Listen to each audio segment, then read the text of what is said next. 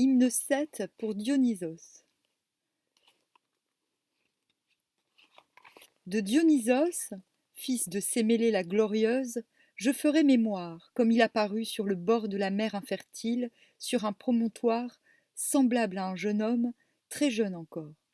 Ses cheveux superbes flottaient autour de lui, noirs. Sur ses fortes épaules, il portait une cape de pourpre. Et voici qu'arrivaient très vite, sur un bateau ponté, des hommes qui voguaient, des pirates sur la mer violette des Tyrrhéniens. Un destin mauvais les poussait. Ils virent, se firent des signes entre eux, bondirent à terre, le saisirent, et, le cœur tout réjoui, le chargèrent sur leur bateau. Ils se disaient que c'était le fils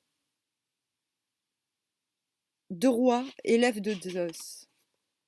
Et ils cherchèrent à l'entraver avec des liens cruels. Mais rien ne pouvait l'attacher. L'osier ne tenait pas sur ses poignets, sur ses chevilles. Ah, c'était bien à l'époque, on était menotté avec de l'osier. Et il était là, et l'on voyait sourire ses yeux noirs. Le pilote très vite comprit. Il héla ses compagnons, et il leur dit : « Vous êtes fous, ce que nous tenons là, l'ayant pris, c'est un dieu, mais lequel ? Notre bateau est bon, mais ne le supporte pas. C'est peut-être Zeus, c'est peut-être Apollon avec son arc d'argent, ou c'est Poséidon. Il ne ressemble pas à l'un de ces hommes qui meurent, mais aux dieux qui vivent dans les maisons de l'Olympe. Allons, débarquons-le sur le rivage de la terre noire, et vite. Non, ne posez pas la main sur lui. S'il se fâche, il nous enverra des vents méchants, une grande tempête. » Voilà ce qu'il a dit. Mais le capitaine lui répondit brutalement : « Tu es fou, regarde la risée.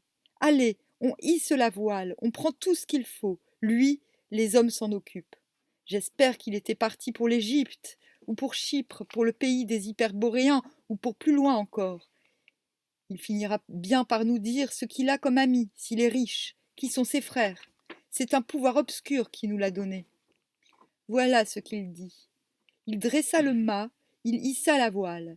Le vent se mit à souffler, en plein dedans, et les hommes tenaient fermement les écoutes. Bientôt on vit des merveilles. Ce fut d'abord du vin qui partout, sur le bateau noir, se mit à couler. Il sentait bon, il avait un parfum céleste. Les marins furent pris de la grande frayeur. Juste après, au sommet de la voile, se mit à se déployer dans tous les sens une vigne, et l'on voyait pendre partout des grappes. Et un lierre noir s'enroula autour du mât, et il se couvrait de fleurs, donnait de jolis fruits. Tous les tolets portaient des guirlandes. Voyant cela, les hommes dirent au pilote d'approcher aussi vite que possible le bateau de la terre. Mais lui, sur le gaillard d'arrière, se changea en un lion effroyable. Il rugit, il fit apparaître au milieu du bateau, signes éclatants, une ours velue qui se dressa furieuse.